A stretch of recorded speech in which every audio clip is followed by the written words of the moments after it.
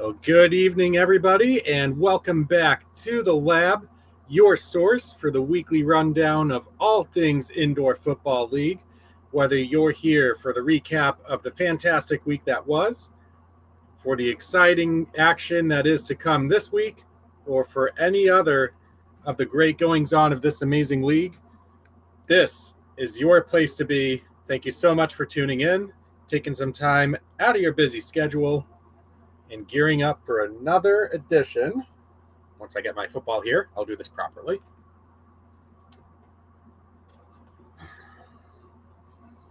Alrighty, it is just about 9 p.m. over here on the East Coast. It is Wager Wednesday in the Indoor Football League. Again, I really appreciate you taking the time to watch this show and learn a little something about the Indoor Football League. For those of you who are new to the league or to the forum or to this channel, let me warmly welcome you aboard, first and foremost. My name is Alex Schuberth. I am a huge fan of the indoor football game, a passion that I have channeled into my current role as lead IFL contributor for a sports forum called Sports Coast to Coast, which is a Pacific Northwest-based sports forum site that specializes specifically in the coverage of the Indoor Football League and its 14 member teams specifically. Each week we have up-to-date rosters, game previews, game recaps, a whole assortment of other analysis and hot takes out there. Well worth the read, well worth your time. Definitely check it out. I put the URL below in the description. It is there where you will also find the written version of tonight's post that I published just a few hours ago, if you could believe it. So here we go. This is it. I'll be honest, it seems like yesterday was March 19th when we were kicking off another exciting Indoor Football League season with the 3-game slate to get things underway. And now fast forward basically 4 months, 4 days later, and we're right here at the finale. So let us get to it. It was truly a mesmerizing Week 18 in the Indoor Football League. A whole bunch of twists and turns, all of those paths forging to where we actually know all 8 playoff teams that'll be competing for the championship next month. And we know 4 teams that are going to be hosting playoff games next week. So we had everything. We had convincing victories to clinch playoff spots. We had rallies, and we had insane chaos from the betting perspective. If your reaction wasn't as jaw-dropping as the GIF on the top right, you weren't engaged in the game enough. I am very sorry. But it was truly spectacular action to watch. We'll give each game its fair recap, and then we'll see how things stack up on the season-long tracker. Figure out how favorites and underdogs are doing on the spread, on the money line. We'll take a look at over-under trends as well. And once we have all of that reflection done, we'll gear up to go to the final board for the final time in the regular season for 2025. 7 games to feast our eyes on. We've got 2 Friday, 4 Saturday, 1 Sunday. And is this the week where we finally luck our way into a winning parlay? So the penultimate week of the regular season, action kicked off on Friday evening with a Christmas in July between the Massachusetts Pirates and the Green Bay Blizzard. This game, the Pirates got off to a pretty solid start. They were leading early in the game. They got an interception, setting themselves up in the red zone, but then a costly fumble saw all of that momentum vanish into thin air. And from that point on, it was all Green Bay Blizzard. As Green Bay ultimately outscored the Pirates 42-10 on a game-closing run that spanned back to the second quarter. where we just saw a Blizzard team look like they can win a championship, and we saw a Pirates team really just fizzle out, making un-Massachusetts-like mistakes and ultimately seeing their hopes of a championship come to a close. So for the Blizzard, it is a 56-27 win. They clinch a home playoff game for the first round of the playoffs. As for the Massachusetts Pirates, they are eliminated prior to the postseason for the first time in its 7-season franchise history. That was Friday's game. Everything else was on Saturday, starting with one of our 7 o'clock Eastern window games, the San Diego Strikeforce traveling to Fishers for their only non-conference game of the season against the Freight. Winners of 3 straight ball games, looking to make it 4 straight. And boy, did Felix Harper play a spectacular ball game to keep that train chugging right along. Multiple touchdown passes, multiple touchdown runs. Former Pirate receiver Isaiah Coulter wound up having a hat trick of touchdowns in that game, including a pair of mind-melting highlight reel grabs. This was a game that San Diego just fell behind the 8 ball just a little bit too much. They tried to make a rally at the end, wound up cutting the lead down to 9, but they needed a whole lot to go right and really just could not get it done. So the loss turns out to be devastating for the Strikeforce, who are now limited to either the number 3 or the number 4 seed in the West, depending on how this week's action shakes out. But as for the Freight, they extend the current longest winning streak in the league to 4 games, thanks to a 49-40 win over the San Diego Strikeforce. So San Diego enters this week at 9-6, Fishers at 6-9. The Freight closed their season out at home against the Barnstormers, a game that we will get to later on in the show. Our other 7 o'clock Eastern game was the Arizona Rattlers and the San Antonio Gunslingers. And for those of you who happen to watch this game, definitely one of the quirkier ones that you will see. Both teams seem to just draw out lengthy possession after lengthy possession, either any combination of double-digit plays on the drive or drive spanning anywhere between 6 and 10 minutes. This was the ultimate game of keep away. In fact, in total, each team only possessed the ball 7 times. So scoring opportunities were very limited, but the Rattlers and Gunslingers pretty much made the most out of all of those. We actually had possessions on each and every drive, leading up to the final one for the Gunslingers, where they were down by 2 points, needing just a field goal to grab the lead in the game and perhaps steal an upset win against the defending champions. But unfortunately for the home crowd, Tyler Huddle attempted a 30-ish yard field goal. It wound up missing to the left, and Arizona was able to run out the clock from that point onward. So for Arizona, they grind out an ugly win, but still a win nonetheless. 41-39, they take down the San Antonio Gunslingers. Arizona at 10-5, they are locked into the number 2 seed in the Western Conference. So it'll be interesting to see what decisions they make leading up to their game against San Diego on Sunday. For the Gunslingers, they dropped to 4-11 with a date against the Northern Arizona Wranglers on tap on Saturday to close out their season. Heading into the 8 o'clock window, we had the Jacksonville Sharks take on the Tulsa Oilers in one of the biggest indoor football games in Tulsa city history, at least as far as it comes to indoor football. For the Oilers, because of the Pirates' loss the day before, the goal was simple. Win the game, and you were going into the playoffs. And not only that, you were usurping Jacksonville for the number 3 seed in the Eastern Conference. This game saw, again, another kind of instance of limited possessions both ways. But, in the first 8 drives that Tulsa had, 8 touchdowns. As Sam Castronova found mad levels of efficiency, if nothing else.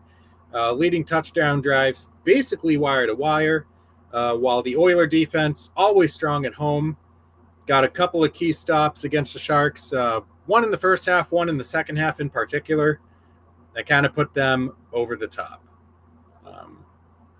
It was just a complete game in every sense of the word from the Oilers, who win this one 47-38. So for the first time in their franchise history, in their third season, Tulsa makes it to the playoffs. Jacksonville also in the playoffs as well. Both teams entered this week with records of 9-6. And that'll be an interesting race to see how it plays out once Saturday's games roll around. Another game that we had in the 8 o'clock window, the Quad City Steamwheelers taking on the Iowa Barnstormers. This one got very scary very early on for the Steamwheelers faithful, as Iowa took a quick 14-0 lead, with that second touchdown being a pick six by Caleb Street. One of the few bright spots on Iowa's defense this season. But Quad City were not rattled. They were stunned, but they recovered very nicely, especially Daquan Neal, who had himself a video game-like day on the ground. 6 rushing touchdowns, over 100 combined yards, carrying the rock. And that was an effort that allowed Quad City to turn what was a 14-point deficit into an 11-point halftime lead. And thanks to some stellar defense in the second half, along with Daquan Neal doing Daquan Neal things in the last 30 minutes, the Steamwheelers get out of Day 1 with a win, 52-45 the final. The Steamwheelers just one win away, or one Blizzard loss away, from cementing a number 1 seed, which would be the first time they've done that at the IFL level. And they are set to play playoff football in Moline for the first time in quite a while. So for those Steamwheeler fans staying patient, looking for that day to come, glad to report for you, it is finally here. Iowa's nightmarish season continues, though. They are 1-14 with that trip to Fishers forthcoming this week. Our 2 9 o'clock window games, one of which was the Northern Arizona Wranglers and the Vegas Nighthawks, a game where if the Nighthawks won, they were in the playoffs. No questions asked. All you had to do was take care of business at home against a 2-win Northern Arizona team, and my gosh, did they do exactly that. An initial Northern Arizona touchdown gave the Wranglers a brief lead, but each of the next 44 points of the ball game were scored by the Nighthawks, offering positively no room for the Wranglers to operate anywhere on the field, offensively or defensively. The main notable thing about this game from our perspective is exactly how this game got over. 44 points scored in the first 3 quarters.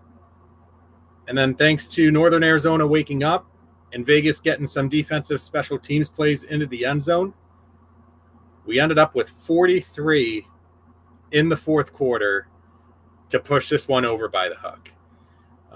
With the outcome of the actual game well decided by that point, that was really the thing to watch for, to see, is this going to happen? Is it not going to happen? Mercifully for us, this bet went through as Vegas wins 58-29. They successfully doubled down the Wranglers, get themselves into the playoffs for a second consecutive year, and with the 87 combined points, we barely get by on this one. Last but not least, the Bay Area Panthers taking on the Tucson Sugar Skulls with an opportunity to clinch number 1 seed in the Western Conference for the second year running. That was what was at stake for the Bay Area Panthers. For the Tucson Sugar Skulls, they needed a win plus a Vegas loss against Northern Arizona to keep their hopes alive heading into this week. This game was very weird. And as I wrote about in my post over on the forum, very similar to how last year's Bay Area at Tucson game shook out. We had a hot start on offense, or hot start in terms of point scoring. The game actually began with a 56-yard kickoff return by Josh Tomas. In a first quarter, that saw 28 total points scored. After that, the defenses came to play and limited any type of point scoring to just a pair of field goals by Axel Perez. So 20-14 was the halftime lead for the Panthers, and they allowed no hope for the Sugar Skulls basically the rest of the way through.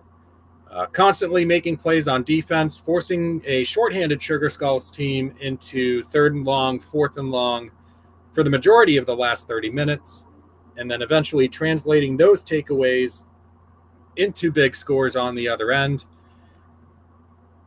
This was pretty much the vintage Bay Area win. They get the job done 49-24.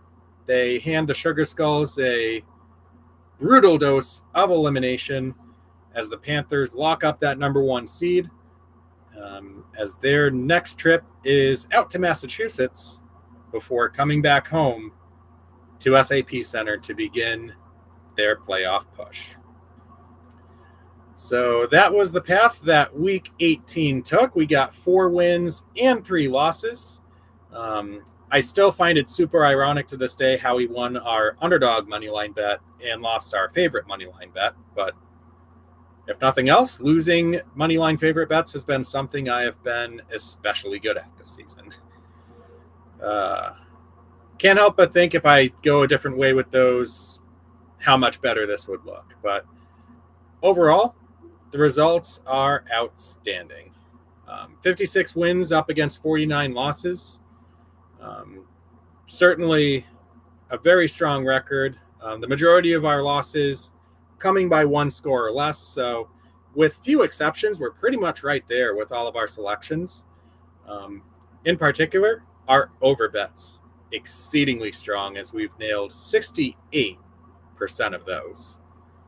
So might we tap into that a little bit more to close out the season? Or might there be some value in some unders in a week that historically has had some uncertainty as far as roster moves go? Only time will tell.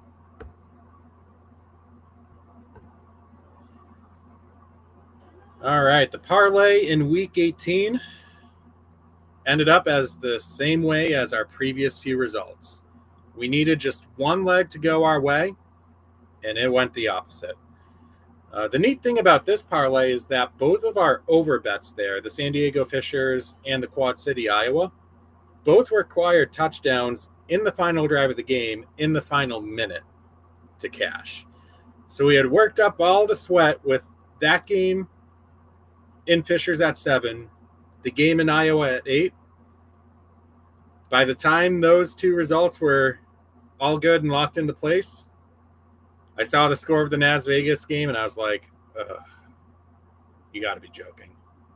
At least give me a chance here. But not to be on this case. But the results are really solid. We've spent more weeks than not getting more correct picks than incorrect picks.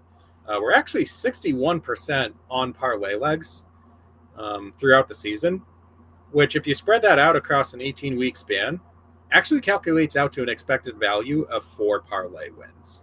So the fact that we only have 3 suggests that regression to the mean has got to come either this week or next week. Maybe even both, but we will see what happens. Our year-to-date net gain / loss by method is right here. This is the dollar amount version of that graph. Week 18 was a solid result, getting us halfway there to our net 0 threshold. I won't necessarily say goal because we wanted a +6 unit goal, which we could get to in the playoffs, but it would certainly take a herd of wild horses to get us over there. It'd probably need a perfect week, to be honest. The weighted method, a little bit lagging behind, primarily because of our heavily weighted San Diego moneyline pick that ultimately ended up going the way of Fishers.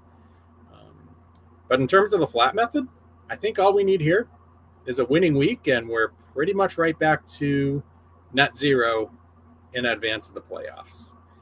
Which, by the way, last year, our playoff record, 6-1 on the betting front.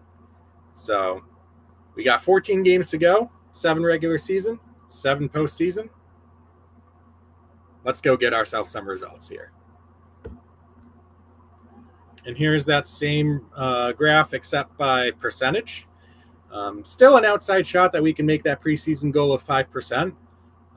Again, it's going to require a convincingly positive record. Probably no more than like 3 or 4 losses in the final 14-game stretch. But you know what? The opportunity is out there. We'll have to see if we can seize it. All right, here's a quick look at our yearly results by bet. Some notable results here. Underdogs really bringing up the rear here in the last 5 weeks.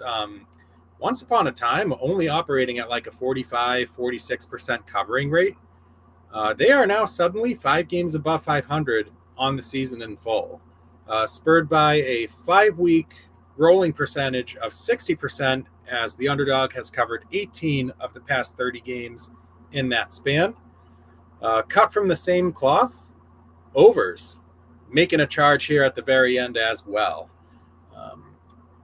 Remember the days when the under was like 55% efficient? Those are good times. Or maybe not if you like point scoring. But in any event, overs remain red hot. It's another positive week from week 18 on that front.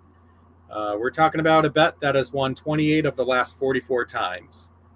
Have picks on that over front. As we've made mention the past few weeks, home teams remain a particularly strong play, whether you're looking at them from a spread betting perspective or outright, where you're looking at close to a 60% conversion rate on the population of games this season. So here are our team-by-team trends, right around that 15-game mark. Technically speaking, anything 9 wins or more, or 9 losses or more, in any one category does count as statistically significant. We see some results have already been locked in, as far as who was the best over team, who was the best under team, for example, which would be the Iowa Barnstormers and the Massachusetts Pirates, respectively. But we can also make highlight of other teams very strong in that category too. Like for the over, Fishers, Arizona, Quad City. For the under, we have Tulsa, Bay Area, Northern Arizona, and San Antonio, all with significant results there. On the spread betting front, Iowa's been rough, perhaps not surprisingly, but perhaps the more notable attention grabber there is the Arizona Rattlers, who were also below 500 against the spread last year. Ultimately didn't wind up mattering because they won the championship, but it stands to reason if expectations might be a little bit too high on the Rattlers in their quest for a repeat. The teams that have been strongest on the spread, Quad City, leading the league at 10-5. 3 teams a game behind in that regard, with the Panthers, Nighthawks, and Blizzard all a very formidable 9-6 on the handicap. So here's a look at our yearly results by team. We talk about our 7-win per team goal a lot when we bring this graph up. And with a good week here, we wind up accomplishing that goal in the regular season with 13 potentially out of the 14 teams in the league, with only San Diego and my 6-bet losing streak on them totally foregone. But yeah, if we get our bets right with the Gunslingers, the Pirates, and the Oilers this week, we're looking at a really strong result when stacking it up against our goal. Basically every team except for one getting to the point where we wanted them to get. I think I said this last week too. This sort of framework definitely accomplished the goal that I was seeking in the preseason. So I'm very happy with how that panned out. All right. For those of you maybe not as interested in the betting numbers aspect of things, but maybe the more practical side of things, this is the segment for you right here. These are the playoff scenarios that can come to pass through the 3 days of IFL action this weekend. Out in the Western Conference, we know Bay Area is the number 1 seed. We know Arizona is the number 2 seed. We have Tucson taking on Vegas Saturday, Arizona taking on San Diego on Sunday.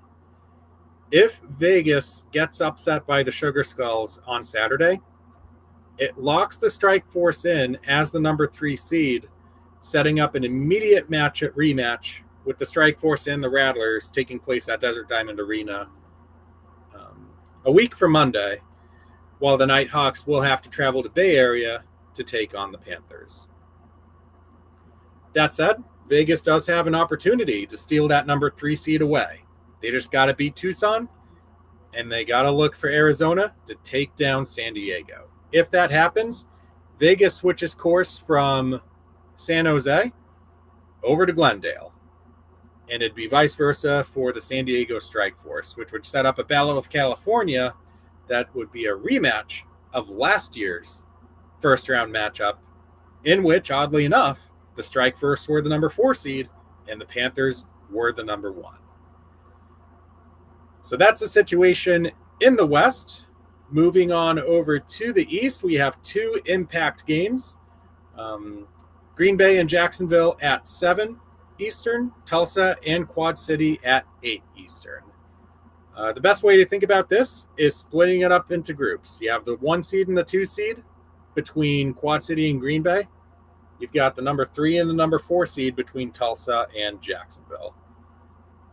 In the driver's seat in both of those groups right now, Quad City for the 1 and 2, and Tulsa for the 3 and 4. On the Blizzard side, all they have to do is win or have Green Bay lose in order to get that number 1 spot. As for the Oilers, a win locks them up into the number 3 seed. In order for the Sharks to get to the number 3 seed, they have to win and Tulsa has to lose. So there does exist a possibility here where both of these matchups get immediate rematches in the first round of the playoffs. And Monica chiming in, thanks for hopping on. Tulsa's played in the regular season finale in all 3 of their seasons in the league. I guess so. I'm not sure if you're maybe meaning something else there. But I will say that they have won each of their last 2 season finales, one of which came against this same Steamwheelers team during their inaugural season in 2023. Last year's version, they beat the Pirates by 20. So those are the playoff scenarios.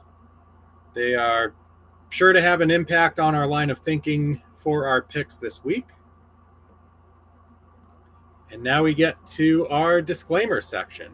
The lines and odds are going to come from DraftKings Sportsbook unless otherwise specified. Tonight's odds, I will say on that front, will come from Bet365. Last I checked, DraftKings lines were not available at the time that I saw them, so we'll be using Bet365 today. But once DraftKings lines do come out, I will adjust my written post accordingly. I might change up some picks depending on some differences in spreads, totals, things like that. But point is, we have something to work with today, which is all that matters. This series is purely for curiosity and entertainment, purely for fun. It's not meant to be a money-making scheme or betting advice or anything like that. This is just a guy with a proclivity in math trying to use that to guide some picks here. Important to remember that there's no such thing as a guarantee or a lock in the sports wagering world. Surprises happen all the time, especially in this league. If you would like to tail my bets or follow along, you're more than welcome to do so, but please gamble responsibly. Practice safe gaming habits, which include setting a budget in terms of both time and money. Risk only what you can afford to lose. And if you feel that you're teetering on a potential problem gaming situation, know that there are a lot of resources online and state provided that you can refer to for help in that area. Haveagameplan.org is one example. Responsibleplay.org is another. And those have great resources in terms of, where to go for help, debunking gambling myths, and all sorts of things like that to help get anybody kind of teetering on that back on the right track. Trey hopping on as well, making mention of the regular season finales. Yes, 2024 was against Massachusetts and 2023 was against Quad City, both of which were home games. Hopefully that's what you meant by how I interpreted that. So with that being said, it is time to dive into our picks. And I know I promised you all out there a very special edition of the show tonight. So with that, I have recruited some names here to help out. Introducing from Sports Coast to Coast HQ at the Pacific Northwest, we have Bannock, who was my guest a couple weeks ago for the special edition of the show that I hosted over at DraftKings Sportsbook. So he is on. Our second special guest today is another returning member. We have Trey, the mastermind behind the Off the Wall podcast and blog, representing the Sun Belt with some sharpness. And last but not least, we've got another member here. We've got Chase Rissman, who has, on a couple of instances, been a special guest before, our San Antonio gunslinger aficionado. So we are truly sports coast to coast today in every sense of the word, gentlemen. Such an honor to have all of you on. Good evening. We'll do a kind of quick round fire. How have you been? Can I just say, Trey is welcome to join Sports Coast to Coast and help us out anyway. I appreciate the olive branch. I'll take that into consideration. It's great to see all of you guys tonight. I'm in Oregon. 86 degrees, couple degrees down from about an hour ago or so. But yeah, it's been real nice weather lately, and we're just looking forward to this final week. Yeah, that's right. We are in the heat of summer. Maybe the who gets into the playoff race might have cooled down a little bit, but we still have a ton to play for. Even for the teams that have been eliminated from the playoffs, we're sure to find something to get those guys motivated to go play a good, full, spirited 60-minute effort. So, gentlemen, are you ready to dive into these lines? Sorry, Al. Fishers could go 7-9. That's crazy after a 9-game winning streak or losing streak. Yes. In their first year, too. Yeah. Yep. So a win from them, from the Freight, would actually set a modern expansion team record, by which I mean like post-COVID. What happened before COVID? Like, what happened before COVID? Like, who had it before then? I'm not 100% sure. I'd have to look into it a little bit more.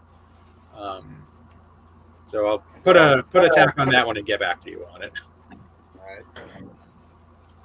All right. So lines. We've got 2 games on Friday. We'll start things off by talking Bay Area and Massachusetts. A game that certainly carries intrigue from both perspectives here. The odds makers like Bay Area at -3.5. The over-under is 78.5. The money line is Bay Area -170. The Pirates +145.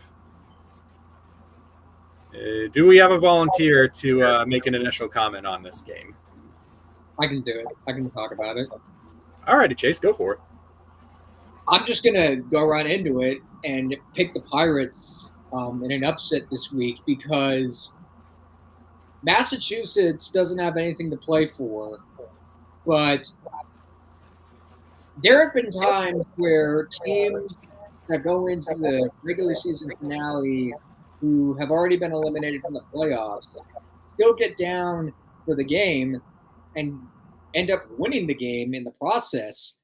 I had season tickets for the San Antonio Talons, and I remember in 2013, the last game of the year against the Philadelphia Soul, they were out of the playoffs. Philly was playing for the number 1 seed in the American Conference, and the Talons beat them, preventing them from getting the number 1 seed in the conference. You know, the Pirates might not be going to the playoffs this year, but they could still send the Panthers into the playoffs on a sour note, even though they've already got everything wrapped up. I think Tom Menas has done a great job getting the Pirates, to 500, or I think they're 8-7, right? They come in with a 7-8 record. Oh, the 7-8. But they did eventually climb their way back above 500 after a 2-5 start. All right. Which he's done a great job. Very impressive. Kind of similar to the path that Menas took last year when he was with the Gunslingers, when they started 0-3 and salvaged their way to an 8-8 record. Yeah. All right. So they're not above 500. I mean, yeah, no matter what, he's done a great job getting them back on track. They're not going to the playoffs, but he's made them respectable after a slow start. And what does Bay Area have to play for? You don't want to take the risk, keep all the players at 100% because you've got the playoffs coming up. I'm going with Massachusetts this one.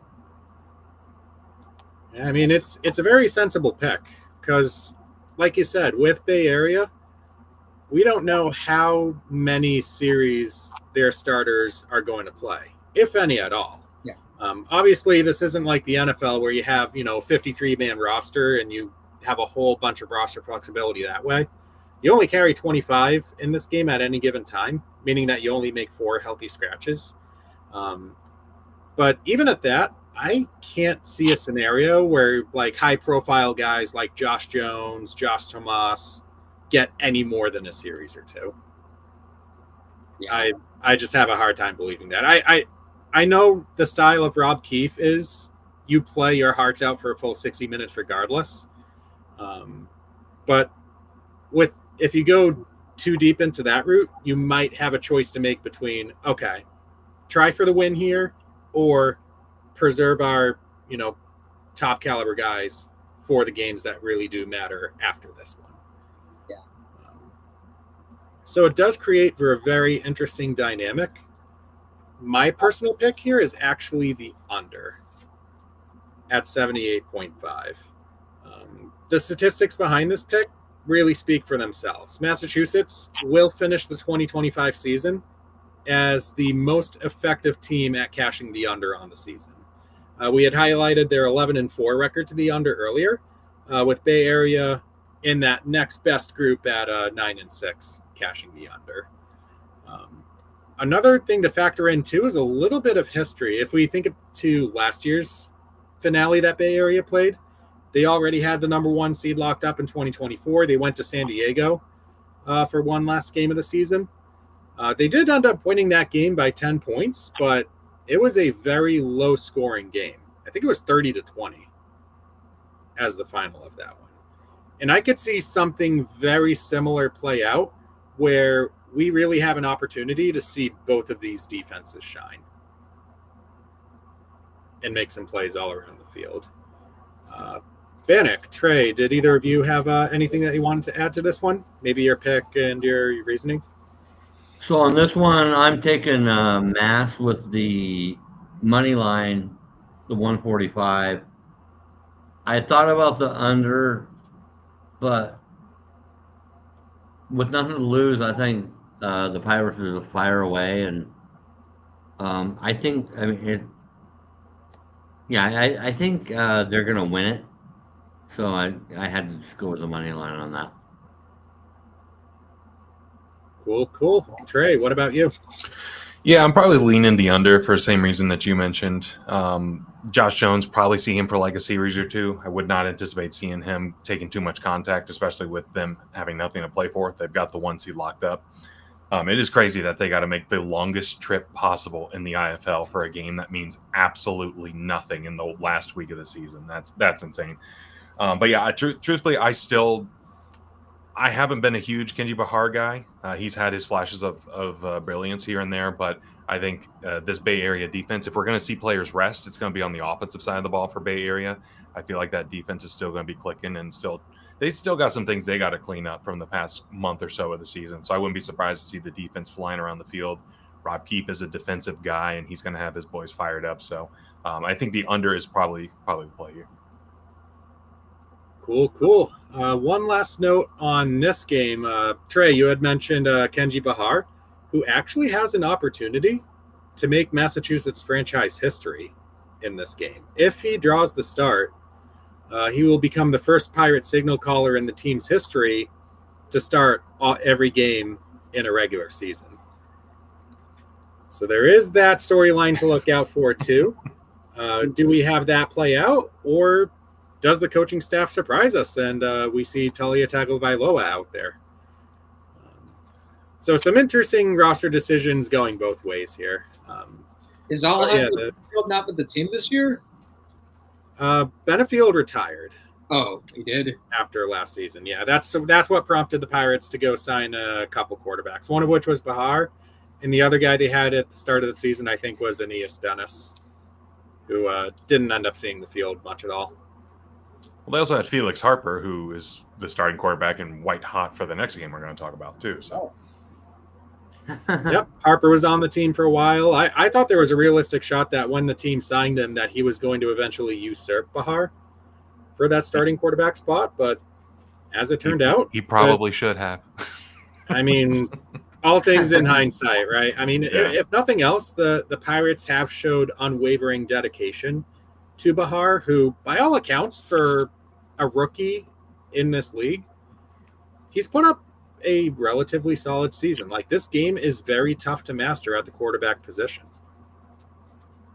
It's super quick. You got to be able to make decisions on the fly. And sometimes, as maybe an inexperienced player, you're prone to maybe either hang on to the ball for too long or make mistakes.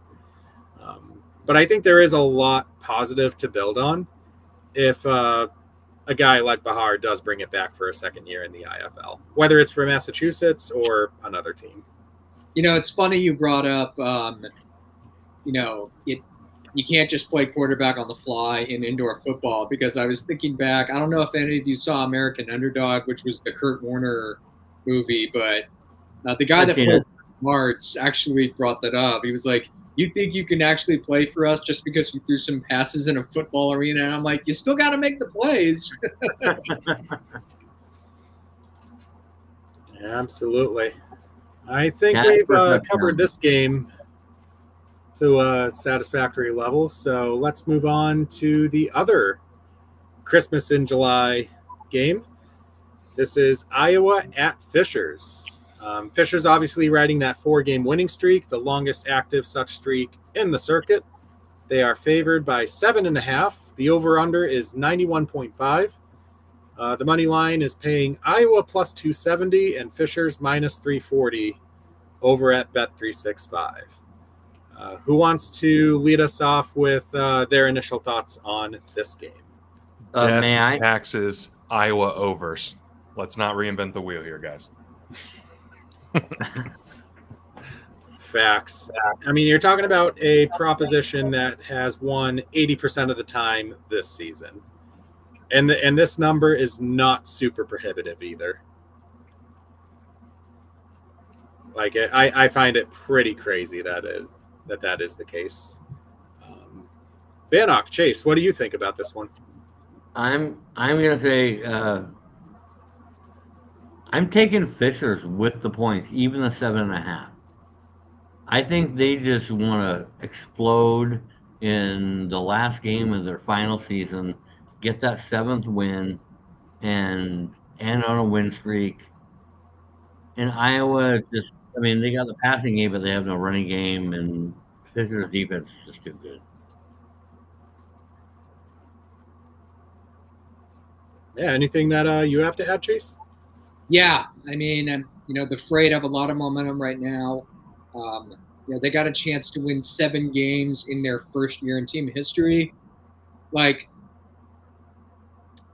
if I wouldn't be shocked I'm sorry, I don't know. I cannot talk right now. This probably You are good. Yeah, this probably isn't going to happen, but I think Dixie Wooten should be a candidate for Coach of the Year just because of what he's done with the Freight this year. He's probably not going to win it, but to win possibly 7 games for the Freight in their first year in team history is amazing. They've won some big games this year. They swept Tulsa. They beat San Diego. They upset the Blizzard. I think he should be talked about for Coach of the Year.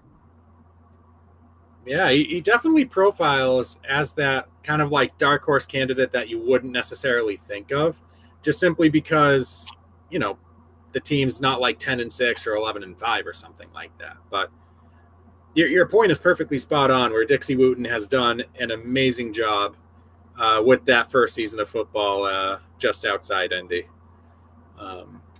My pick here lines up with Bannock's pick. I do like Fisher's on the points here.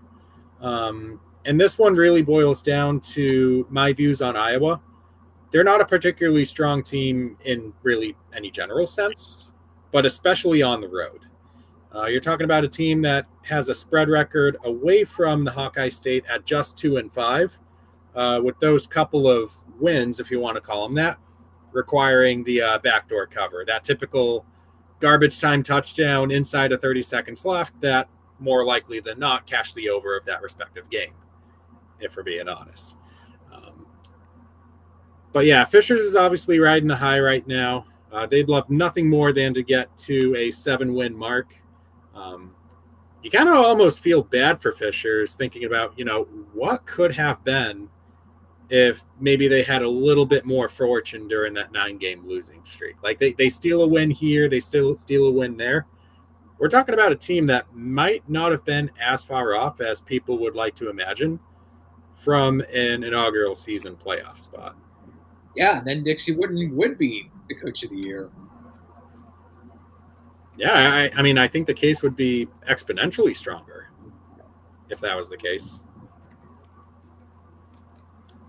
Yeah, I think them sticking with Jaya Wright and Keegan Shoemaker for as long as they did really tanked their season. And you saw eventually when they did make the flip over to, they had Vincent Espinosa, they had Felix Harper. It felt like that was the moment where things started to click. So I hear the argument for the Dixie Wooten Coach of the Year, but at the same time, you can make the case that the stubbornness kind of put them in that position where they could have done better had it not been for some of those personnel choices either. I need to ask Trey, do you think this is going to be Dave Mogensen's last game as Iowa Barnstormers head coach? I hope so, man. It is a tough viewing experience watching the Iowa Barnstormers play football. I hope we see some new blood in there. But yeah, it's a tough go because you hate to see a legacy franchise like the Iowa Barnstormers with so much history in the sport just struggling to get 2 wins in a season. You just hate to see that. So hopefully they go a new direction, but I know there's a lot more at play than any of us may even realize. I will say this as well. Not that I'm suggesting any causality in this stretch, but let's assume for the sake of argument Iowa loses this game. They fall to 1-15. They become the first team in 3 seasons to only accumulate 1 win on a season. And I think since post-COVID, it's only happened twice before. One of which was with Northern Arizona in 2021. The other was with Bay Area in 2022. How did both of those subsequent seasons for those franchises pan out? Well, Naz hired Les Moss the following year. Yes. It was the same roster, though, wasn't it? No, they had a few more upgrades at all their positions, mainly the Caleb Barker in his rookie season. Caleb Barker was a rookie that year, and the only guy they kept on the roster was Brandon Fisher, the kicker. Yeah. Yeah, that was just a matter of Les Moss and the rest of the NAS coaching staff at the time, just finding young talent, developing them, and Yeah. seeing where they could go. And it led them to, that memorable upset win against Arizona in the West Final, squeaking by Quad City in the championship that year. And just all around great times in Prescott Valley, and much deserved after, basically an inaugural season where they won just one game, while most of the rest of that season was tough viewing. Now, Alex, this is a bit of a tangent, but could you do some more the Tecmo plays like that you did at that time?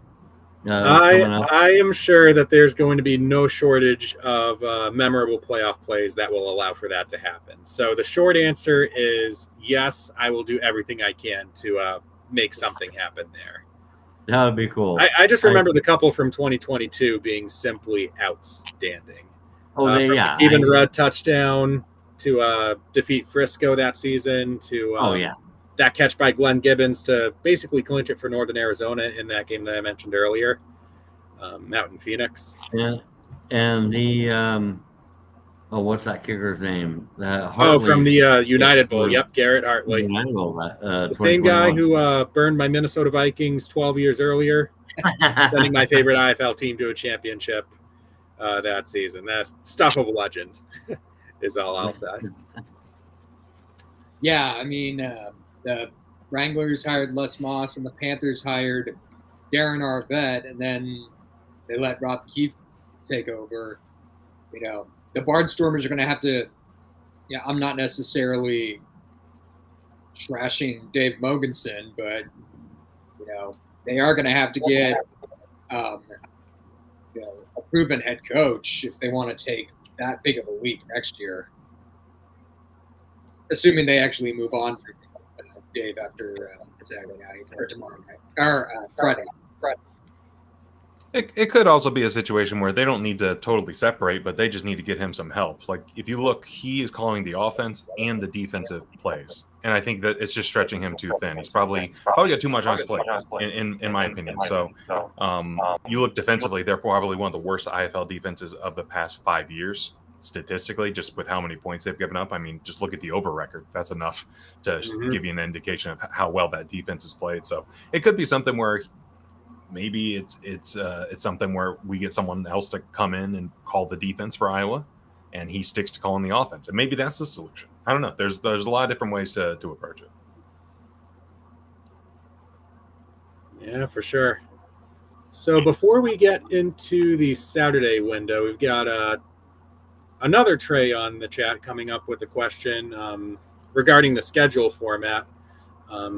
I think the answer here is it's going to depend on basically what next year looks like, as far as teams in, teams possibly out, because we know that Albuquerque is a very strong candidate to come back for the 2026 season, but we don't know the status of teams like Frisco or Sioux Falls.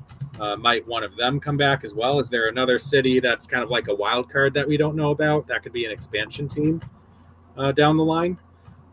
There's just a lot of questions to answer before we get into total particulars, but definitely an even conference versus non-conference across the board, it certainly would help, but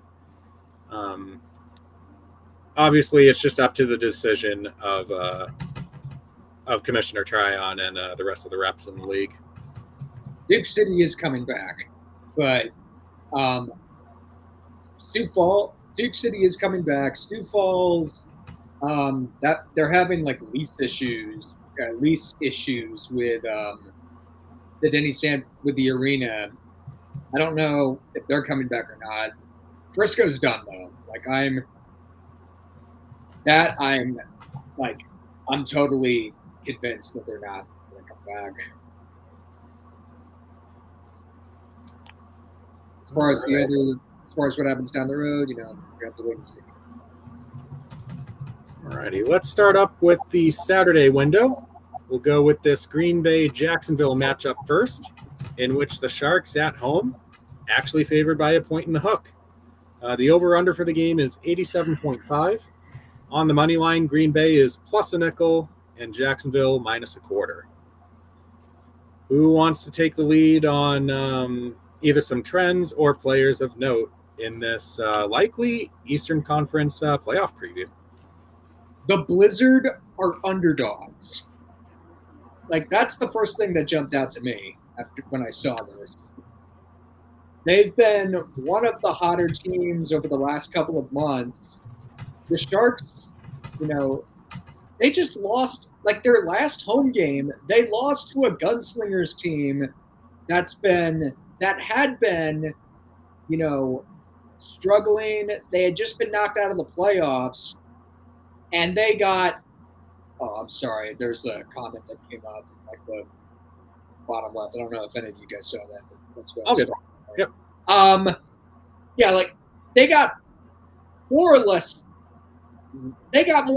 dominated on their home field by a Gunslingers team that has been out of the playoffs pretty much going back to late June. And Green Bay is an underdog? That surprises me, and I was really shocked when I saw that. Yeah, you make a good point. It's one of those situations where, like, sometimes looking at overall season statistics can kind of cloud the mind a little bit when it comes to matchups like this one. After all, when these two teams last met at the Rush Center, the Blizzard exploded for a season-high 75 points against the Sharks. Granted, that was at the Rush Center, and there's obvious, home turf kind of factor there. And maybe that's something that's a great equalizer for Jacksonville here. But yeah, if you're definitely bullish on the prospects of Green Bay as a likely contender to come out of the East, plus 105, absolutely a pretty sensible pick here. Trey, Bannock, do either of you guys agree with that? Or maybe you take the antithesis here with Jacksonville. What are your guys' thoughts? Trey, you want to go?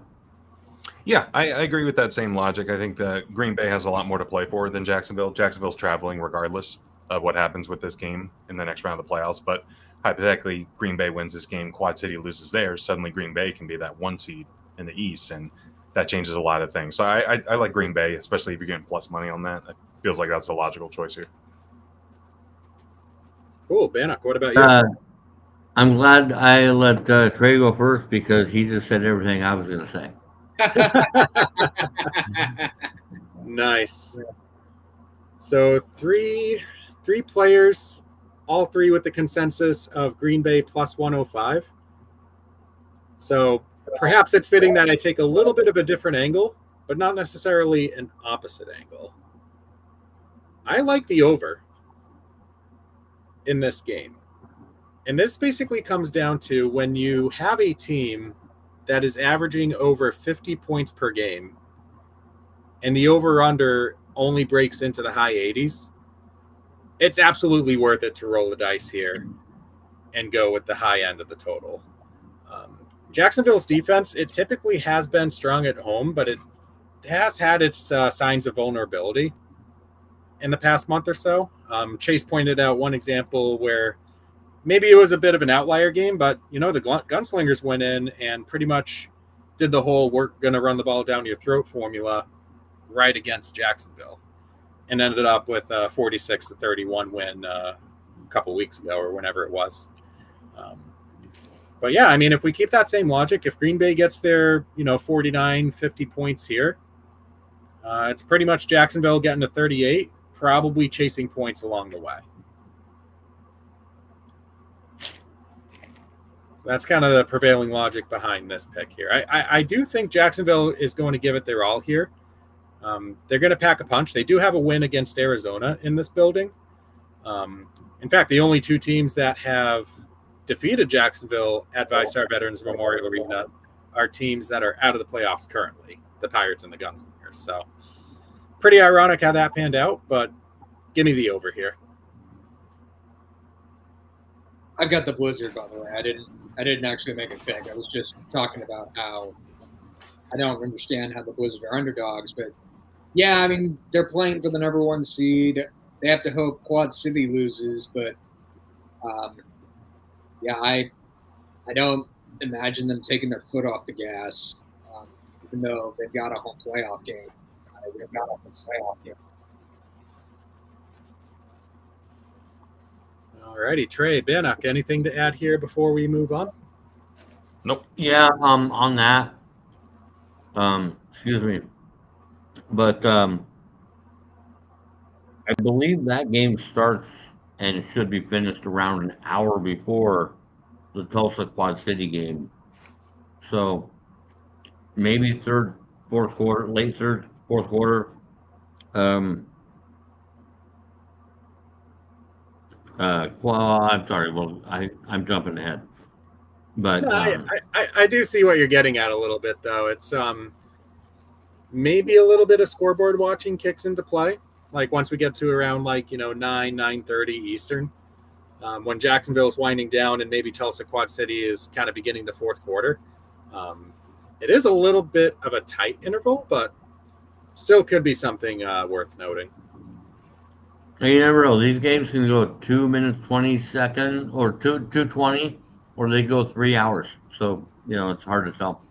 Yeah, it depends. Honestly, on the last minute of each half. Yeah, we know how those go. All right, next up on the menu here, Northern Arizona, San Antonio. Chase, you'll be interested to know for the first time all season, the Gunslingers are the favored team. They are right. Got that designation by 3.5 points here. The over/under at 78 in the hook. Plus 145 is Northern Arizona, and San Antonio is laying minus 170. And I only find it fitting to have you lead us off, Chase, with talking us through this one. What have you got for us? There had to have been another game this year where the Gunslingers were favored, wasn't there? Nope. This is the only one. This is the only one they've been favored in. Wow. Yeah, it's appropriate because they're playing Northern Arizona. That's probably why they're favored in this one. Oh, yeah. This game is everybody auditioning for next year. You have to make the case to Don Rackler and James Stubing that you should be back next year to try to lead the Gunslingers to an IFL championship. What is going on right now? Did you hit refresh? I'm muted. Yeah, this site just refreshes automatically. It's super annoying. All right. Yeah. For most of the roster, this is the game to prove that the Gunslingers should bring you back next year. Obviously, Joaquin Collazo III over the last 3 months has shown that he's more than capable of being the starting quarterback next year. Kali Rashad should be back. The IFL's veteran rule only allows 4 players with more than 3 years of IFL experience to be on the roster. He's been with the team for the last 4 years, but next year would be his 3rd IFL season, which means he can come back. But a lot of other players, I don't know if they're going to take – oh, wait, no, they won't because it was the NAL. A lot of other players might not be back next year. And if they're going to be back, they've got to make the case Saturday night for it. Yeah, and that argument you could apply to really both teams here. Yes. Whether you're trying for a role in San Antonio or even Prescott Valley for the 2026 season. This game is just going to feature, 8 players on one side, 8 players on the other side at any given time on the turf, just looking to make a case. Yes. It's almost like preseason, but during the regular season, if that makes any shred of sense. Yeah. It's like those NFL games in week 17 where both teams are 2-13, and the only thing anybody is caring about is just showing that they should be back next year. All righty. So I must ask you, Mr. Chase, what is your play on this board? I've got the Gunslingers, but they better. The team that's played the last 2 weeks better show up, because if the team that laid 2 eggs against Tulsa this year takes John Wayne Field at the Freeman Coliseum on Saturday night, I'm not saying that fans are going to spend most of the game booing, but they're going to go into the offseason on a bad note, because, it's been a tough year. They're not going to the playoffs. They've only won 4 games. And the last thing they need is to finish out the year with a loss to the worst team, a loss at home to the worst team in the Western Conference. Yeah, it's going to be interesting with all the great points that you mentioned. Bannock, Trey, anything to add or picks that catch your eye with this one? I don't think this is going to have a whole lot of offense. So I'm going the under 78.5. And that's a risky move because that's a low number. But I just have a feeling there's going to be some lackluster stuff and maybe some defense going on. So I'm sticking with it. Cool. How about you, Trey? Yeah, that's where my brain goes at first. But then sometimes, Alec, we've talked about this. Sometimes you got to fade your brain. And so I dig in a little bit and I look at, all right, these 2 offenses, they're number 13 and 14 in points per game. And when there's only 14 teams in the league, that's not great. That's not great to be 13, 14 offensively. But you look on the defensive side of the ball, number 2 and number 6 in most points given up. So I think both these teams had rough starts on offense, which really tanks that number. But the defenses that have been giving up a ton of points, and like Chase mentioned, with Joaquin lighting it up over the past month and a half or so. Ramon Atkins didn't have a great game last week, but he's been pretty decent for that offense in Northern Arizona. So I'm on the opposite end. I think the over 78.5 is the move here. I think playing into the mentality of we'll have folks auditioning for next year. I like the young core that Northern Arizona has, and if they can bring some of those pieces back, I think they can get started even better start next year. But I think we'll see a lot more points than we think. Yeah, I think both you and Bannock bring fantastic points and strong cases for both sides of that wager, which is kind of why I kind of hesitated on it a little bit. That coupled with the fact that Northern Arizona's season finale last season still scars me to this very day. Where I think it was 56 fourth quarter points that they and the Gladiators came up with to cook my under wager. Still annoys me, but yeah, my pick here, and Chase, I apologize for this, given my track record with betting favorites. I do like the Gunslingers to take care of business. I got to lean upon that, for the league in general, 60% of the time teams at home are taking care of business. And I feel like they can do some damage here against Ramon Atkins and that Northern Arizona offense, which, looking at their home versus road splits, their productivity falls off a cliff when you take them outside of Prescott Valley. I think it's around the tune of 30 points a game that they come up with whenever they're on the road. So I will try to lean into that, see if we can get some solid defense out of the Guns, and see if we can wrap up their season with a win. Excuse me. One other thing I need to say: the Gunslingers missed the playoffs last year because they lost twice to Northern Arizona. Therefore, they're going to want to win this game to get that bad taste out of their mouth and go into next year on a high note. Yeah, I mean, we kind of saw that same logic play out with the Oilers and the Sharks last week, right? Where last year, 2 of Tulsa's critical losses came against the Sharks, who only won 5 games last year. Sure enough, last week falls into play, and Tulsa beat them by 9.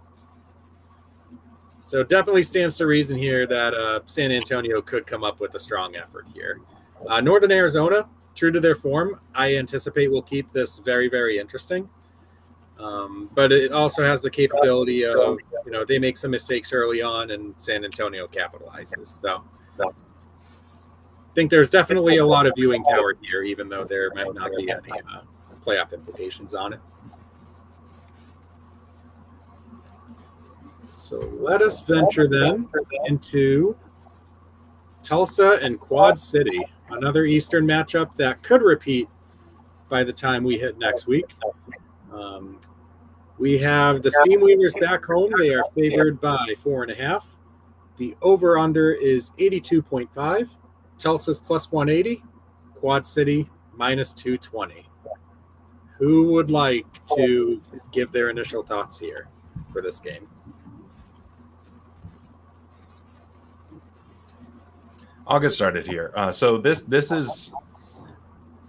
probably has the highest stakes of the weekend in terms, because like you said earlier, all the playoff spots have been claimed at this point. It's just a matter of who's the 3, who's the 4, and in the Eastern Conference, who's the 1 and the 2, right? So I feel like Quad City's going to have to bring it in this one, but I really like what Tulsa's been able to do with Sam Casanova at quarterback. I mean, I don't have to tell Chase what type of quarterback Sam Casanova is. He got the 100 touchdown experience with him last year. So the fact that they've been able to build off of that in Tulsa, and they've been able to, just get better and better. The fact that they were able to beat Massachusetts with Casanova basically getting like a practice and a half in, get a full week, and then suddenly he's throwing 6 touchdown passes. It feels like Tulsa getting plus 4.5 is a gift, and it feels like they're going to want to start off on the strongest foot possible, and I would not be surprised to see Tulsa go into Quad City and steal the win here. So Tulsa plus 4.5 is your lean here, Trey, is what I got? That's where I'm leaning, yeah. Nice. Bannock, Chase, agree, disagree on it? I agree.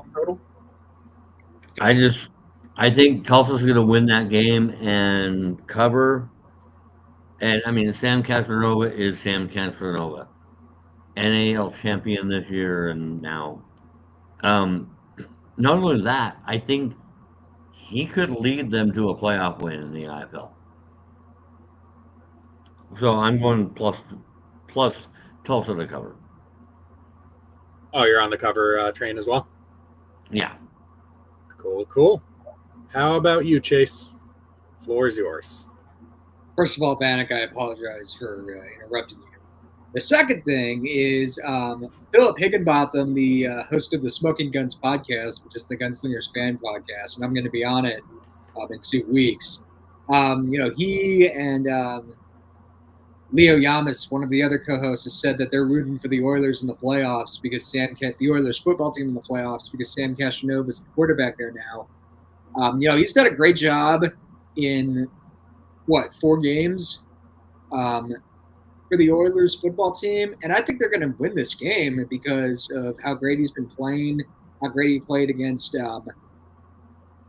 Jacksonville last week, and the Oilers want to make as many statements as they can going into the playoffs. They just knocked off the Sharks, and now they have a chance to knock off the Steamwheelers and prevent them from getting the number 1 seed in the Eastern Conference. I think Tulsa's going to win this game.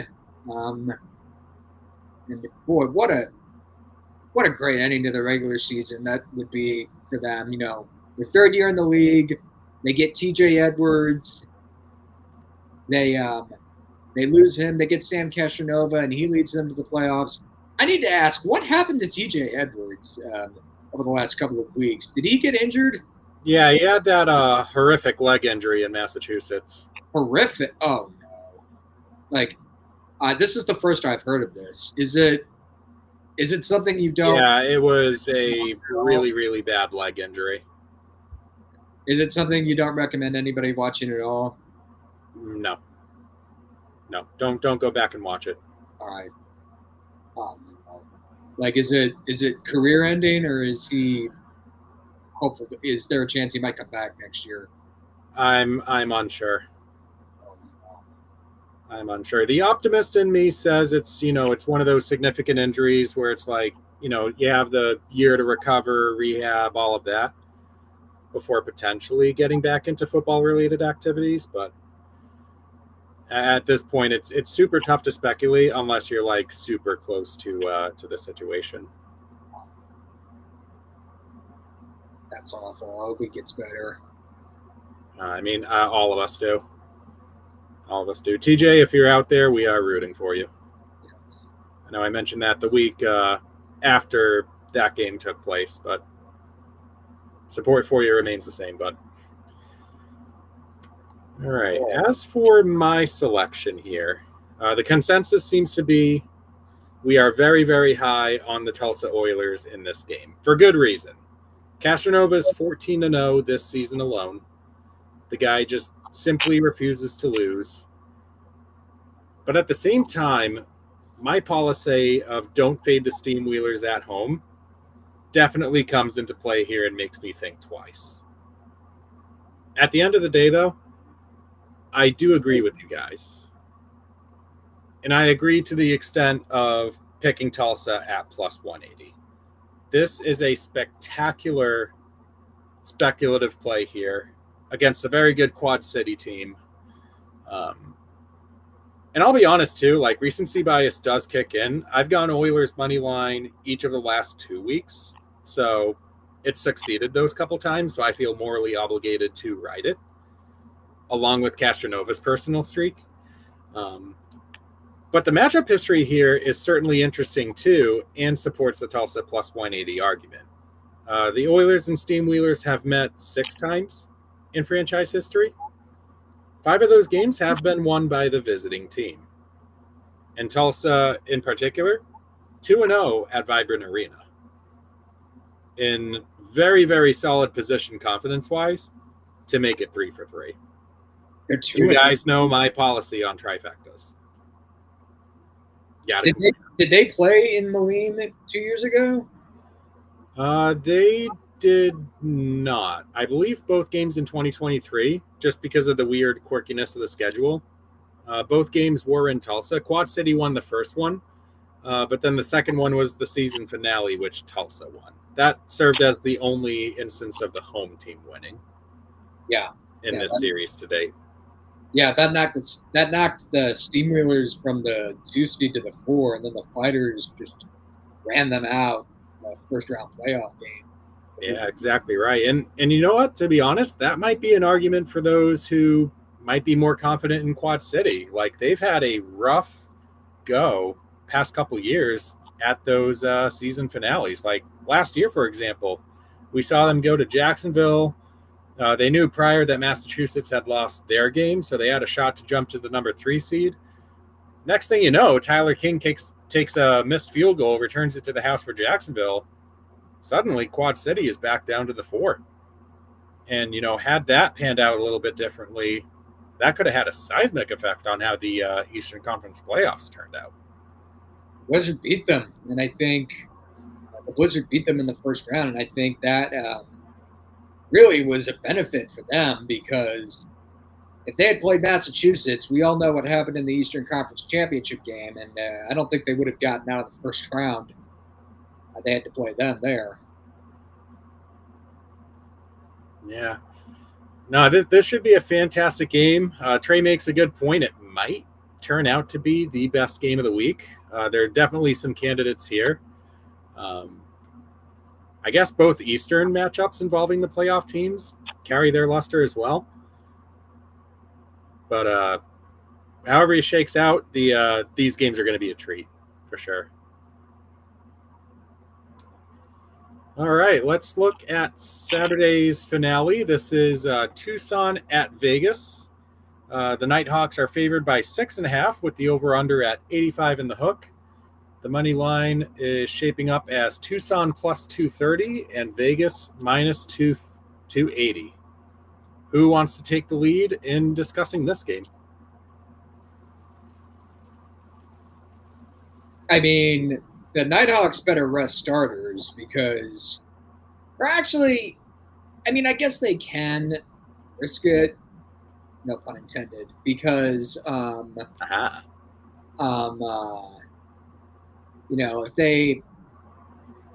if they're the 3 seed,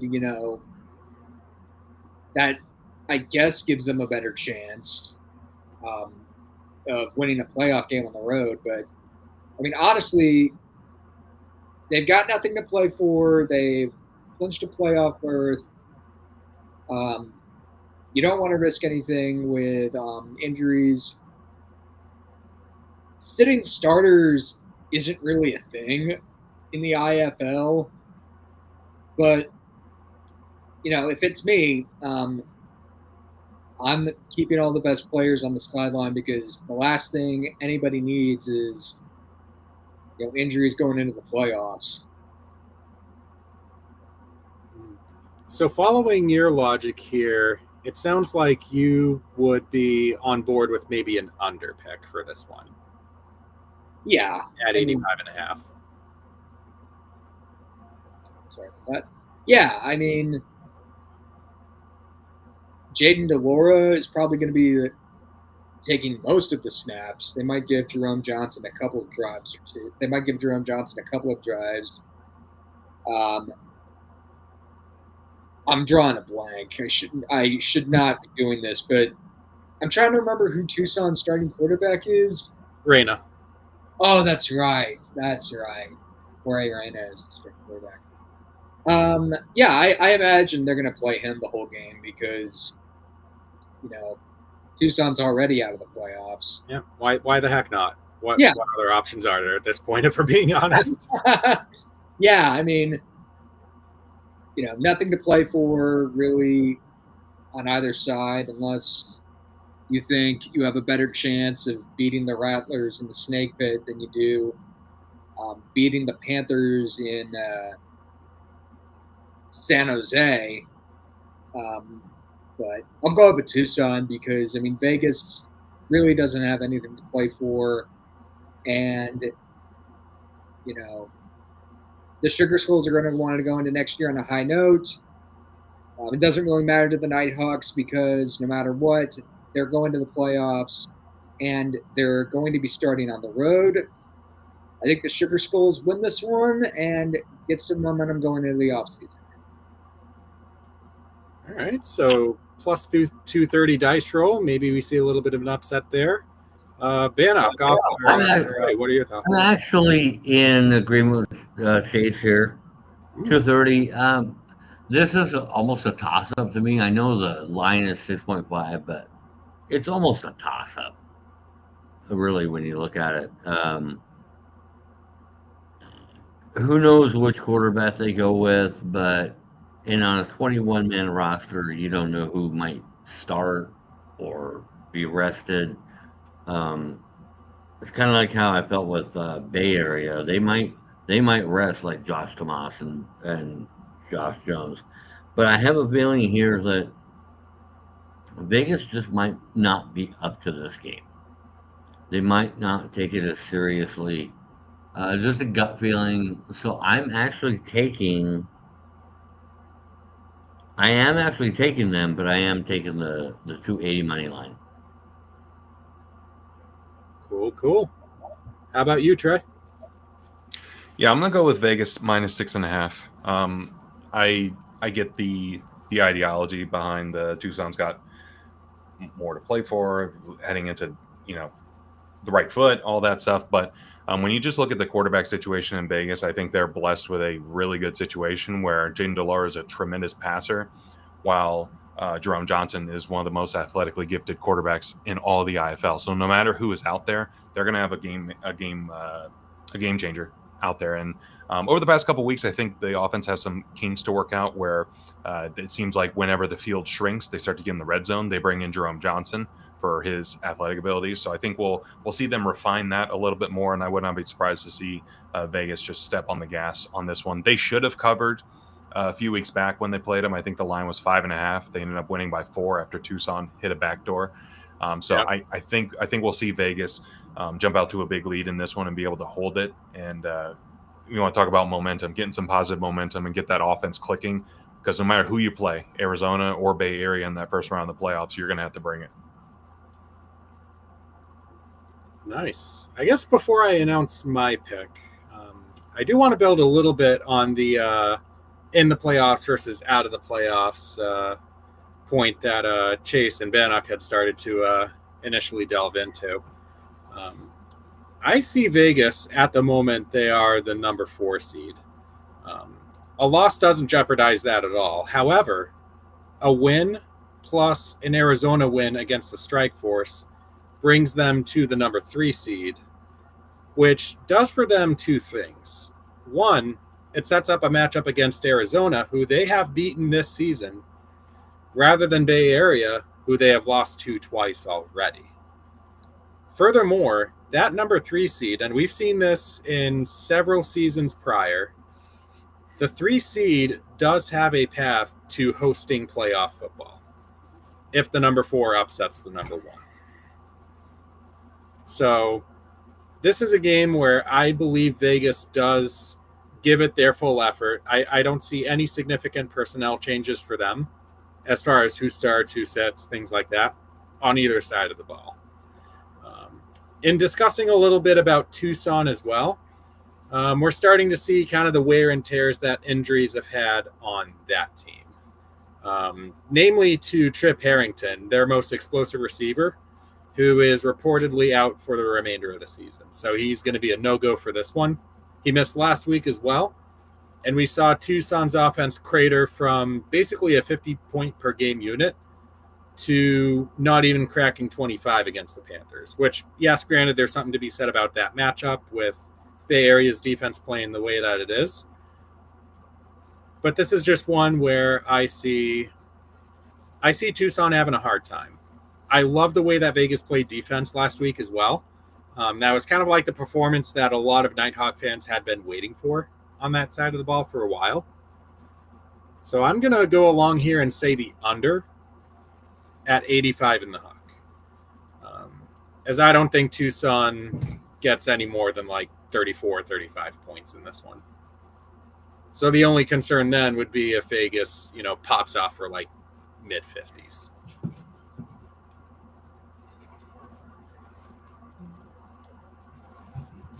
Is there anything else that we want to go over here, or are we ready to dive into the finale?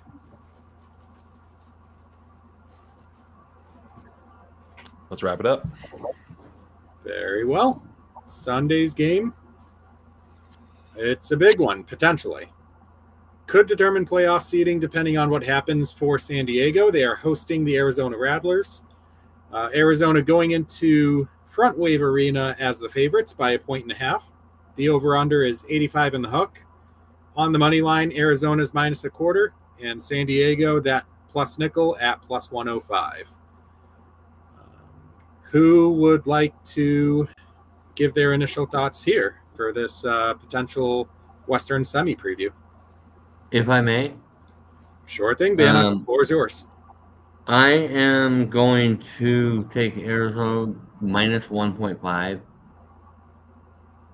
I have a feeling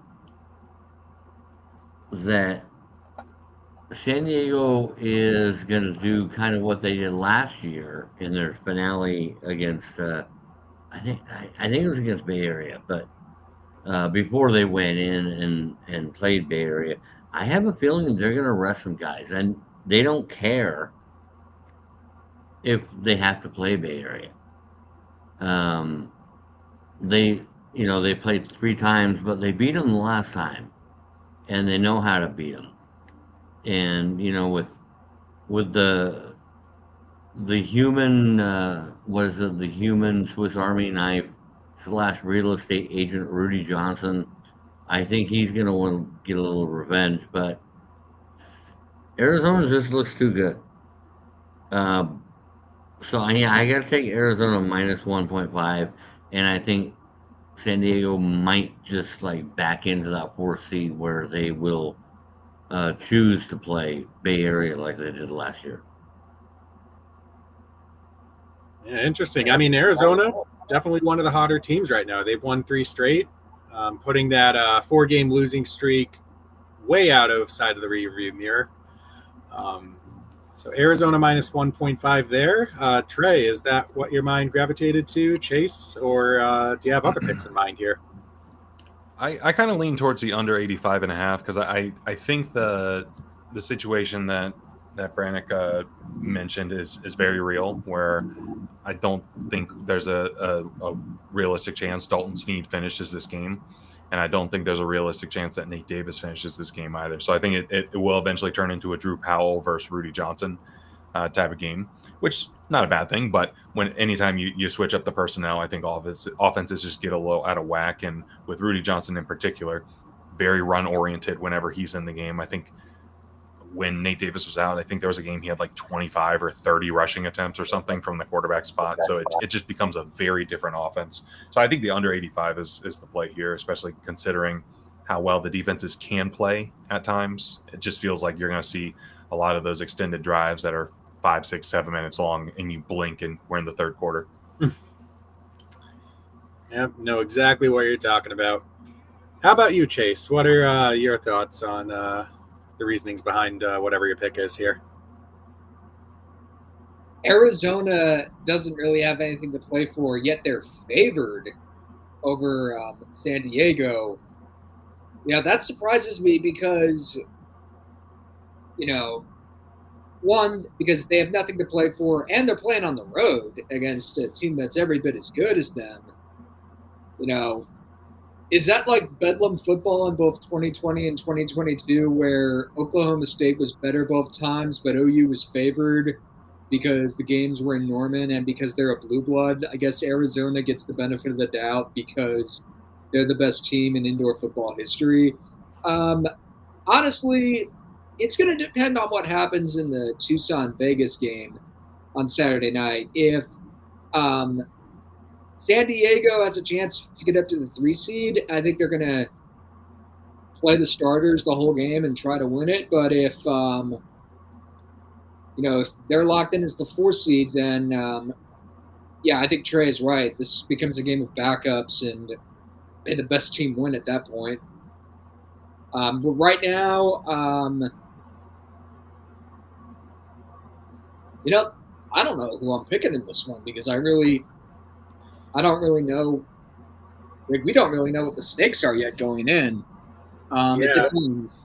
If San Diego has a chance to get the 3 seed, I'm taking the Strike Force, but I've got Arizona if it becomes a game of backups.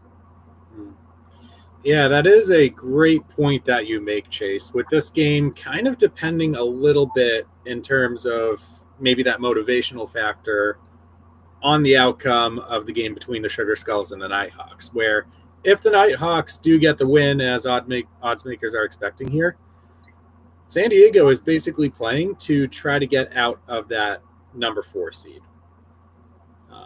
Which, as we made the argument with Vegas in their game, that number 3 seed, you're going to Arizona rather than Bay Area. And, if the Panthers happen to be upset in the first round, you make it through as the road team. Now suddenly you're the home team for the Western Conference Final. It happened last year. Yep. Yeah, they beat Bay Area in the first round, and then the Rattlers beat the Nighthawks and got to host the Western Conference Championship game because Bay Area lost.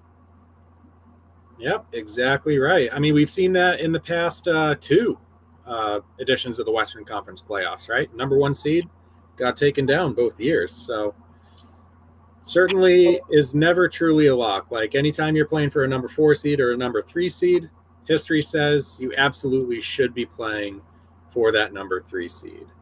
And I'll be honest with you guys, having lost 6 straight bets on the San Diego Strike Force, I probably shouldn't have any say at this table. So out of sheer willingness to basically make a meme of myself, Arizona money line. Arizona money line.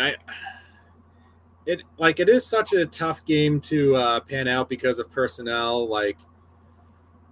But at the end of the day, I think Arizona's playing too well right now to really just simply take their foot off the gas. Even if Dalton Snead only plays like 1 or 2 series, they still have capable players across the rest of that roster. Guys that have had, a healthy dose of playing time too, with how they've had to reshuffle the deck amidst injuries and other roster moves and such. Of course, I say that, and I'll fade San Diego here after picking them last week, and this will be the one game where the Strike Force win. It's crazy. I think, actually, interestingly, in this all-time series, I'm pretty sure San Diego only has one win out of like 10 or 11. Yes. Against the Rattlers. So it's been a super monopolized matchup, historically speaking. So maybe I lean onto that as my argument for this play at Arizona minus 125. All right, so that does it for the single game selections. I think now we have a little fun. Each of us picks a leg from whichever game that we choose. Make a full leg parlay. What do you guys think? All right. All righty. Who wants to lead us off with the anchor? I'm going with the Gunslingers, the Blizzard, and the Pirates, all straight up. And all straight up. All right. So that would be kind of like your 3-leg parlay, I take it. But in terms of like the parlay that each of us has a leg, which one would you choose of those? Oh, as far as the money line, let's go with the Gunslingers minus 170. Am I doing this right? Yep. Okay. All right. Yeah, I was thinking along the lines of I have a leg, Bannock has a leg, and so forth. Yeah. We come up with 4 combined. All right. All right. So I got the Gunslingers. All right. Trey, how about you? Oh boy.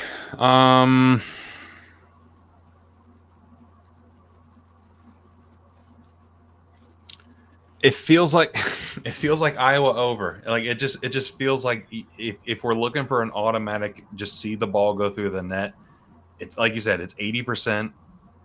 Why stop now? Like if you look at the transactions, they added a really good wide receiver to their offense while losing a linebacker. So they still haven't addressed their defense, but they've strengthened their offense.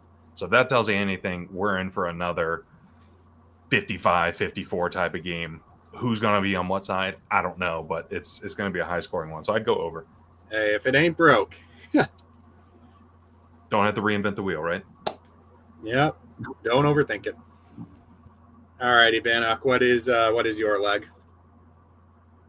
So it's funny you just said that because at my work, my company is taking things that aren't broken and trying to fix them. I'm not going to do that here, though. I'm going to go Iowa Fishers under 91.5. Okay, that does contrast with Trey's pick. So does one of you want to maybe pick a different game?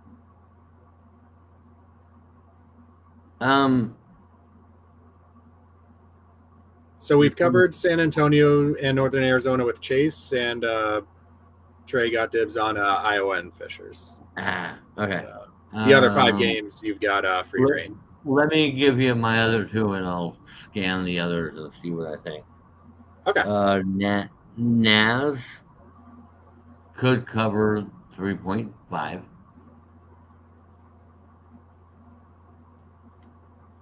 And that was Chase's leg with the Gunslingers minus 170.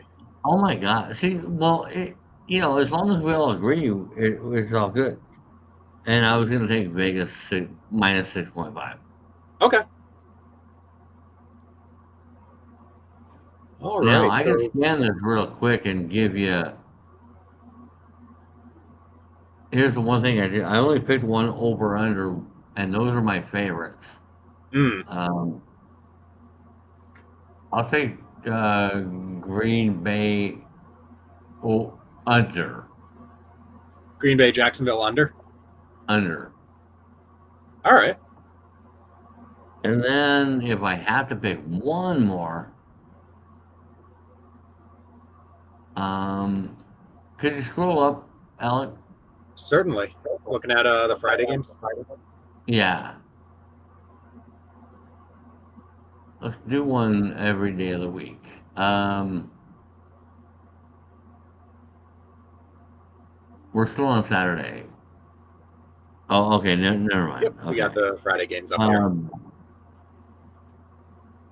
Okay, I'm gonna go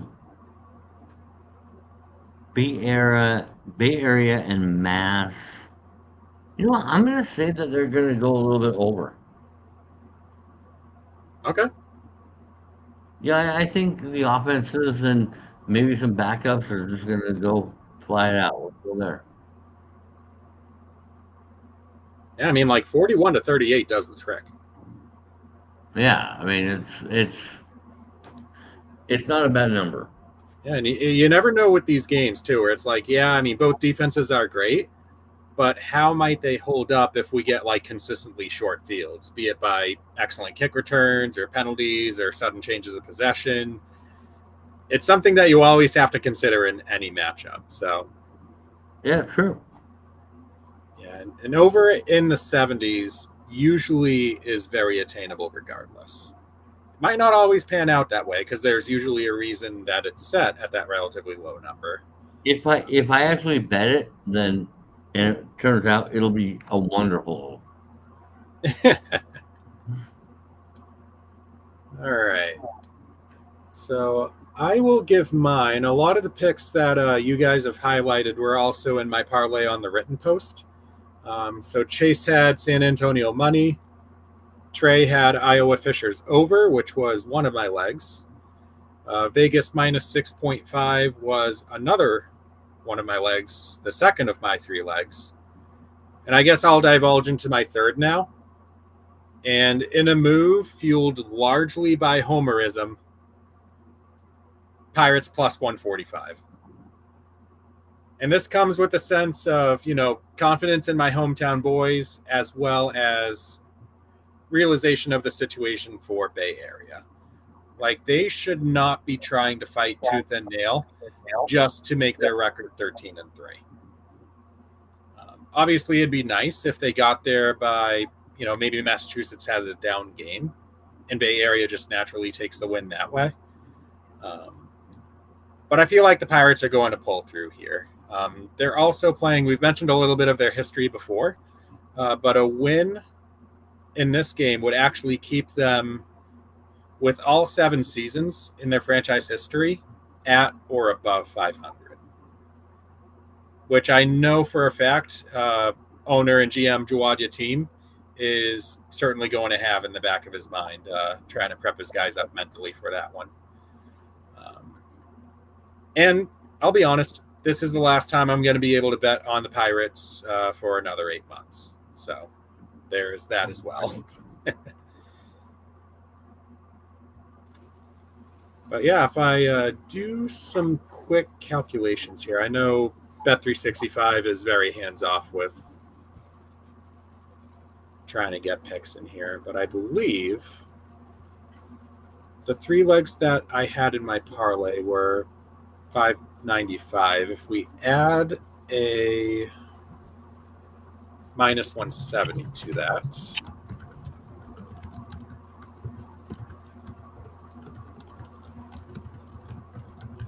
we get approximate odds of 11-1,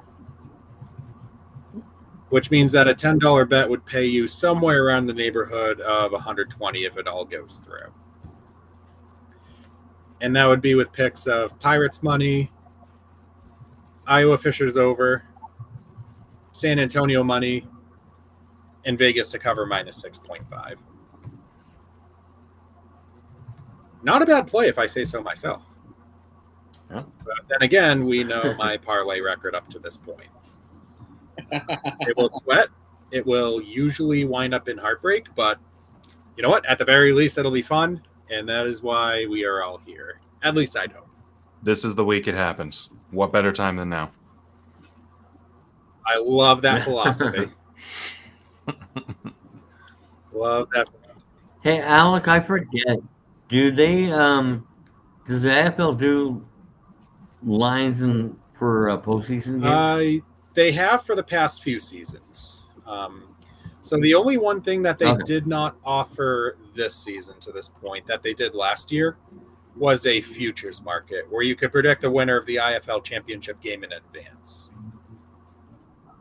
Oh, yeah. So Okay. actually, I went on to X earlier this week and pretty much did some calculations on my end, trying to predict what those odds might look like for teams.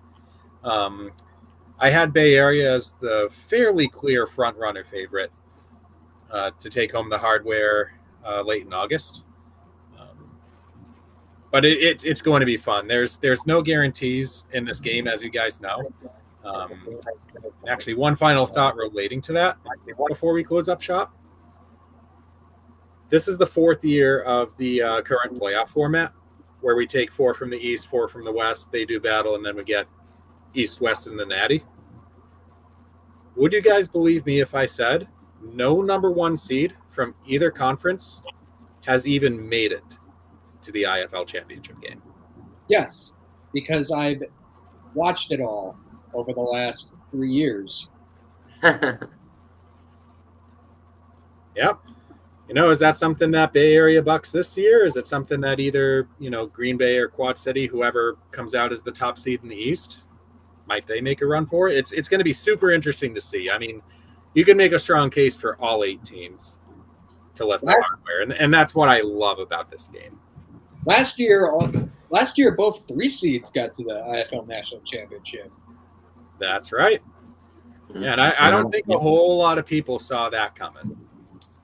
I thought I had Arizona winning it after they beat the Gunslingers in Week 19 last year, but nobody thought Massachusetts was going to even get to, Green Bay. Never mind the IFL National Championship.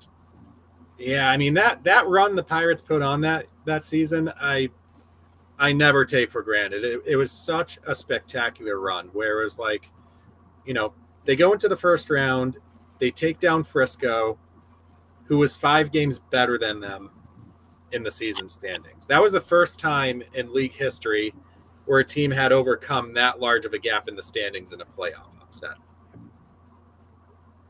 Then they went 6 days later and did it against Green Bay. That was the last game in Just storybook stuff. Like I remember it, as the Pirates were building their lead against Green Bay deep into the second quarter of that Eastern final, like I did not know what to do with myself, and my sister was out in the living room watching with me. She was pretty much scared for my mental health. That is the that is the level of hype that was running through my mind at that moment. But no, it's awesome. Like if you're a fan of any of the 8 teams that are going to be participating, you are in for a delightful treat. Getting to see your team duke it out and try to win a national championship. It's going to be good.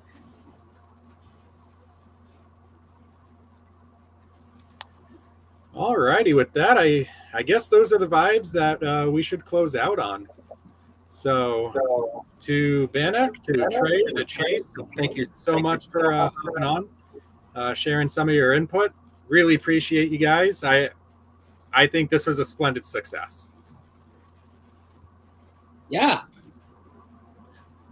I've really enjoyed hearing the Trey and Chase and of course you just try to figure this stuff out. We all have different ideas of what might happen, and it'd be interesting to keep an eye on. Yeah, for sure. It's all discussion of this great game. All righty. So unless anybody has any closing remarks, thanks again for your time. Really appreciate it. And we will touch base soon. All right. Thank you, Alec. Good night, Alec. There you have it, folks. That was the IFL Wager Wednesday panel for you, comprising of Trey from Off the Wall, as well as Chase and Bannock from the Sports Coast to Coast Forum. Really hope you enjoyed the discussion that we staged for all 7 games, as well as some parlay talk. So lots of action to come. The very best is still out there waiting for us. super excited to see how it pans out. To all of you who chimed into the chat, thank you so much for hopping on. If you're out there and looking to make some bets here on Week 19 IFL action, I wish you the very best of luck, and I will see you at the cashier when all is said and done. Have a wonderful night. See you when the playoffs start.